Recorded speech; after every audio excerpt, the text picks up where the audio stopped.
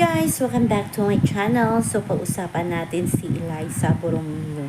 Kasi kahapon nga ay isa yun sa mga segment niya sa buhay niya, yung The Lucky Girl ata sa PBB House. At tinanong siya ni Inigo Jose kasi parang talk show yung show nila kahapon.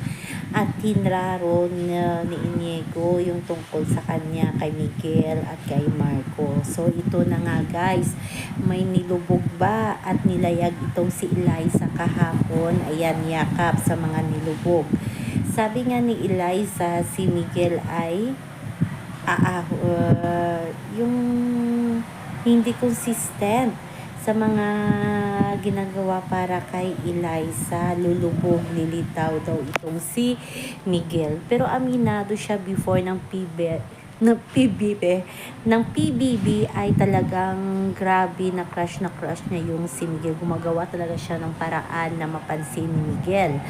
Yes, talagang ginawa niya daw paraan. Dinaan niya pa nga sa kaibigan niya nito para i-ship silang dalawa ni Miguel. Pero pag dating daw ng PBB ay parang na-shock siya or nagulat na nandoon din si Miguel.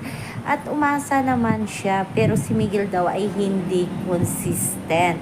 Special daw sa kanya itong si Miguel. So, pag-usapan naman natin, tinanong naman siya tungkol kay Marco.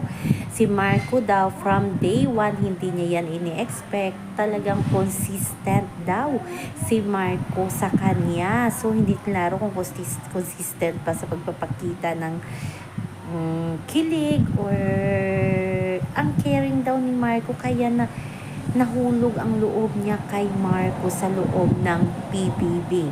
So sa ngayon daw, si Marco daw, kung si Miguel ay special, si Marco daw ay very, very special, sabi ni Eliza. So anong ibig sabihin nito?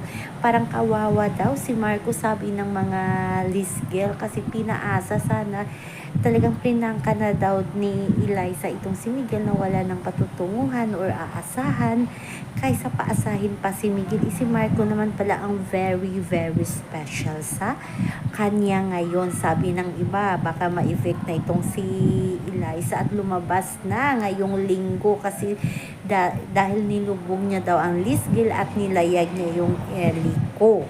So, anong masasabi kaya dito ni Marco at ni Miguel? Napanood kaya nila ang talk show na yon ni Eliza? So, abangan na lang natin kung anong magiging reaksyon lalo na ni Miguel at ni Marco sa mga pinagtapat ni Eliza. So, yun lamang po guys ang ating update sa ngayon. Hanggang sa muli.